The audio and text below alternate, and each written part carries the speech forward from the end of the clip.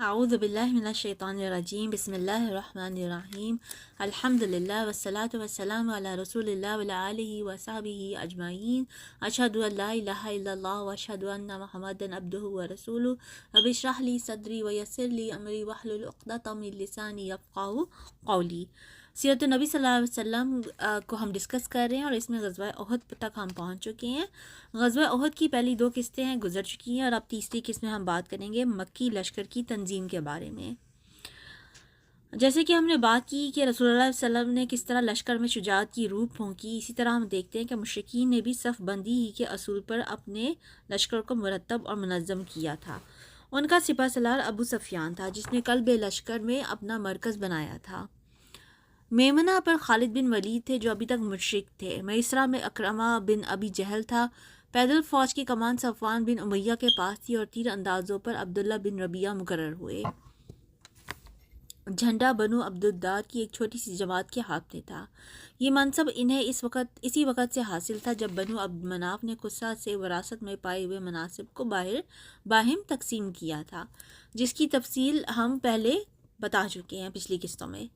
پھر باپ دادا اسے جو دستور چلا آ رہا تھا، اس کے پیش نظر کوئی شخص اس منصب کے بارے میں ان سے نزاع بھی نہیں کر سکتا تھا، لیکن سپہ سالار ابو سفیان نے انہیں یاد دلایا کہ جنگ بدر میں ان کا پرچم بردار نضر بن حارث گرفتار ہوا تو قریش کو کن حالات سے دوچار ہونا پڑا تھا، اور اس بات کو یاد دلانے کے ساتھ ہی ان کا غصہ بھڑکانے کے لیے کہا، اے بنی عبدالدار، بدر کے روز آپ لوگوں نے ہمارا جھنڈا لے رکھا تھا تو ہمیں جن حالات سے دوچار ہونا پڑا وہ آپ نے دیکھ ہی لیا ہے۔ در حقیقت فوج پر جھنڈے ہی کی جانب سے زد پڑتی ہے، جب جھنڈا گر پڑتا ہے تو فوج کے قدم اکھڑ جاتے ہیں۔ بس اب کی بار آپ لوگ یا تو ہمارا جھنڈا ٹھیک طور سے سنبھالیں یا ہمارے اور جھنڈے کے درمیان سے ہٹ جائیں، ہم اس کا انتظام خود کر لیں گے۔ اس گفتگو سے ابو سفیان کا جو مقصد تھا اس میں وہ کامیاب رہا، کیونکہ اس کی بات سن کر بنی عبدالدار کو سخت تاؤ آیا۔ انہوں نے دھمکیاں دی، معلوم ہوتا تھا کہ اس پر پل پڑیں گے۔ کہنے لگے، ہم اپنا جھنڈا تمہیں دیں گے، کل جب ٹکر ہوگی تو دیکھ لینا ہم کیا کرتے ہیں۔ اور واقعی جب جنگ شروع ہوئی تو نہایت پامردی کے ساتھ جمے رہے، یہاں تک کہ ان کا ایک ایک آدمی لقمہ اجل بن گیا۔ آغاز جنگ سے کچھ پہلے قریش نے مسلمانوں کی صف میں پھوٹ ڈالنے اور نزاع پیدا کرنے کی کوشش کی۔ اس مقصد کے لیے ابو سفیان نے انصار کے پاس یہ پیغام بھیجا کہ آپ لوگ ہمارے اور ہمارے چچیرے بھائی محمد صلی اللہ علیہ وسلم کے بیچ سے ہٹ جائیں تو ہمارا رخ بھی آپ کی طرف نہ ہوگا، کیونکہ ہمیں آپ لوگوں سے لڑنے کی کوئی ضرورت نہیں، لیکن جس ایمان کے آگے پہاڑ بھی نہیں ٹھہر سکتے، اس کے آگے یہ چال کیوں کر کامیاب ہو سکتی تھی۔ چنانچہ انصار نے اسے نہایت سخت جواب دیا اور کڑوی تسلی سنائی۔ پھر وقت سفر قریب آ گیا اور دونوں فوجیں ایک دوسرے کے قریب آ گئیں تو قریش نے اس مقصد کے لیے ایک اور کوشش کی، یعنی ان کا ایک خیانت کوش اعلی کار ابو عامر فاسق مسلمانوں کے سامنے نمودار ہوا۔ اس شخص کا نام عبد عمرو بن سیفی تھا اور اسے راہب کہا جاتا تھا، لیکن رسول اللہ صلی اللہ علیہ وسلم نے اس کا نام فاسق رکھ دیا۔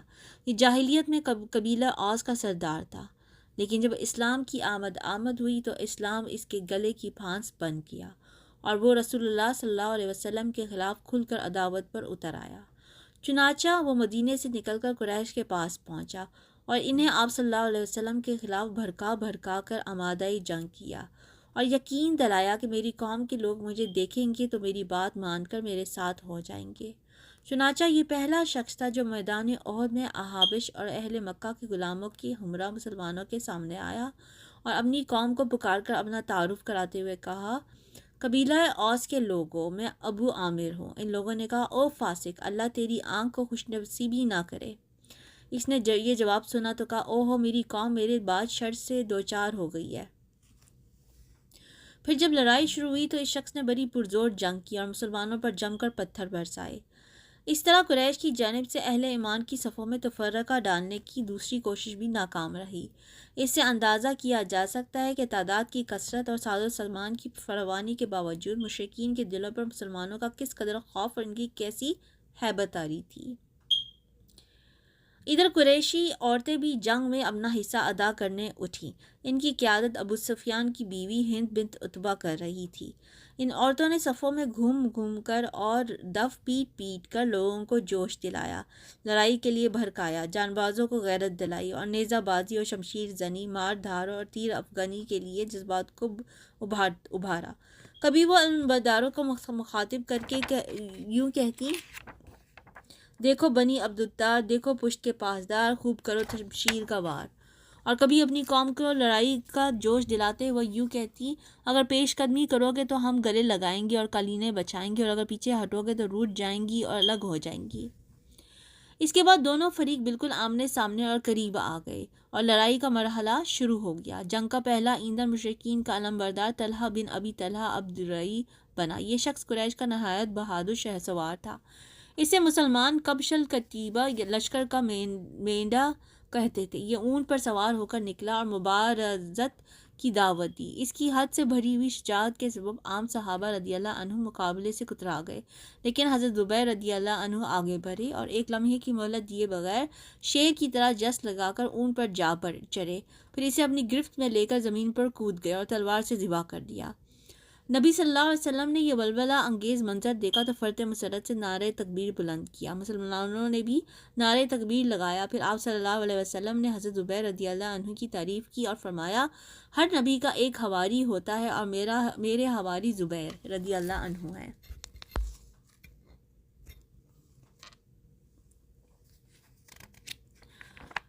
اگلی دفعہ ہم بات کریں گے کہ کس طرح علمبرداروں کا صفایا ہوا، قریشی علمبرداروں کا کس طرح صفایا ہوا، اس کے اوپر بات کریں گے اگلی دفعہ۔ ابھی کے لیے اتنا ہی۔ سبحانک اللہم و بحمدک، اشہد ان لا الہ الا انت، استغفرک و اتوب الیک۔